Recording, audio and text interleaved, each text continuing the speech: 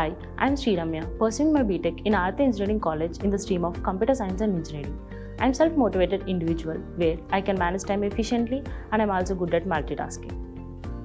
I'm very much passionate towards coding. This helped me to solve 300 plus problems in LeetCode and 250 plus problems in Geeks for Geeks. Getting certified from Eisen Institute in my first year made me a confident programmer.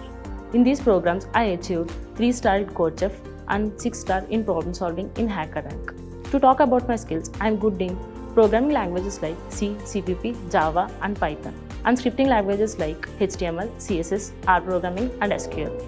I am also certified by Java Foundation Certificate by Oracle Academy and Cybersecurity Certification by Cisco Academy. To talk about my projects, since I am having self-learning capability, I learned Selenium and I have done a project on automated Amazon website using Selenium Java.